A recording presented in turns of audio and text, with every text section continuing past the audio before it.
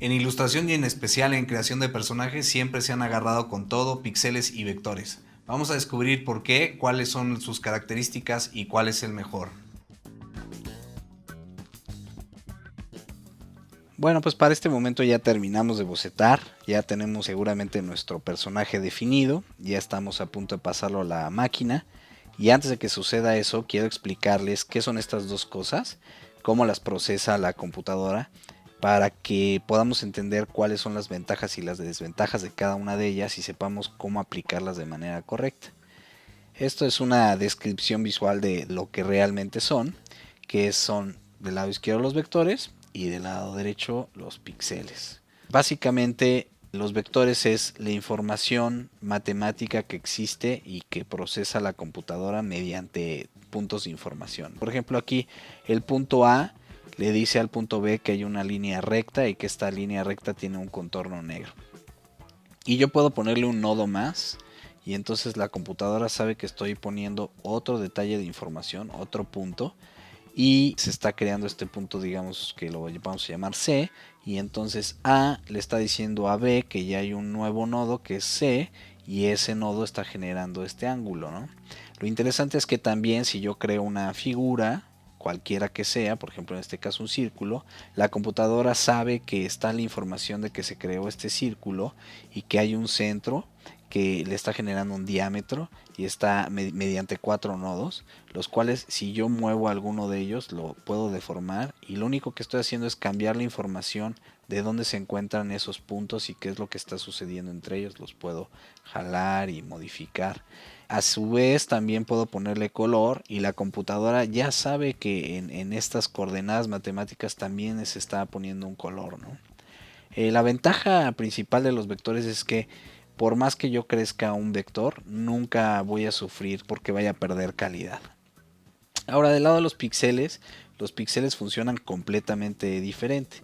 Los píxeles funcionan mediante una medida que se llama dots per inch, dpis, que son puntos por pulgada, y lo que quiere decir es que en una pulgada, en un cuadrito, va a haber 72 puntitos. Vamos a encontrar 72 puntos, que es la resolución mínima que debe de haber en una imagen para cualquier cosa, digamos, de web, en tu computadora, de proyección, cualquier cosa que tenga que ver con televisiones, pantallas y demás, va a estar a 72 dpi, mientras que el estándar para cosas de impresión son 300 dpi, que lo que quiere decir es que en una pulgada yo voy a encontrar 300 cuadritos.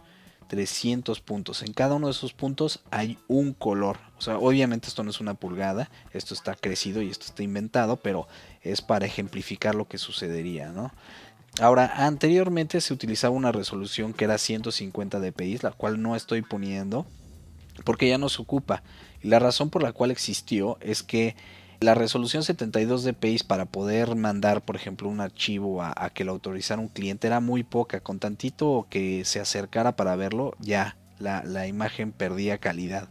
Entonces, y era muy complicado trabajar en 300 porque la computadora no tenía las capacidades que tenemos actualmente, y era una locura tanto estar trabajando en cuanto a tiempo como estar salvando. Entonces las agencias trabajaban en 150 dpi para poder mandar hasta procesos de autorización, y ya que la imagen estaba autorizada, entonces se decía que se tenía que crear el alta, que eran archivos a 300 dpi, y que por lo tanto pues iban a tardar más, ¿no?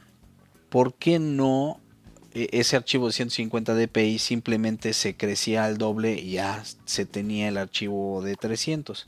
La razón es que la computadora no tiene manera de saber qué hay entre un punto y el otro, y entonces los inventa. Entonces vamos a poner un ejemplo. Imaginemos que este es nuestro nodo número 1, de nuestro píxel número 1. Este lo voy a crecer, digamos que este salió de aquí, es nuestro primer píxel, y vamos a ponerle un color, digamos que es una fotografía. Y el siguiente nodo, si yo me acercara muchísimo a esa fotografía, vamos a suponer que es un azul. Y entonces yo empiezo a crecer la imagen, ¿no? Y entonces lo que sucede es que los nodos se empiezan a mover de lugar. Los píxeles que sí existen se empiezan a mover de lugar. Entonces ya que tengo, solté mi imagen y la crecí, digamos, un 30%, la computadora lo que va a hacer es que va a inventar todos estos que vamos a poner morados. Todos estos píxeles no existen. Todos esos los inventó la computadora. Todos estos que tenemos aquí están inventados por la computadora. Y entonces lo que sucede es que empezamos a generar de manera aleatoria un pixeleado, ¿no? Inclusive la computadora no siempre los va a crear en el mismo lugar, los va a mover y entonces vamos a empezar a generar este sistema raro ahí que se alcanza a ver pues muy mal. ¿Por qué? Porque todos estos no existen. Por eso jamás se debe de crecer una imagen.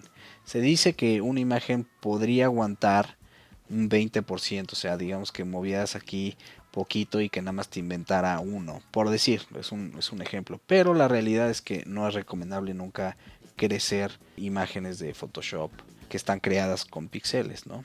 Siempre se debe trabajar al tamaño real. Bueno, pues estos son dos ejemplos de la diferencia de más o menos cómo se vería los vectores y cómo se ven los píxeles. Y habrá quien me pueda decir, bueno, es que podrías tú llegar a tener una imagen vectorial con las mismas características que el de píxeles. La realidad es que yo creo que es muy complicado, sí, por supuesto que se puede, pero generaríamos muchísima información y yo creo que tampoco llegaríamos a tener estos resultados y esta capacidad de poder pintar un cuadrito, ¿no? Los nodos, acuérdense que es información de un lado a otro, no es tan sencillo lograr el mismo efecto, ¿no? Entonces podemos ver como aquí tenemos texturas, se ven más degradados, hay muchísimo más brillos. Aquí también se podrían empezar a crear, pero todo va a ser si yo le doy manzana Y, command Y, vamos a ver que es puros trazos, ¿no?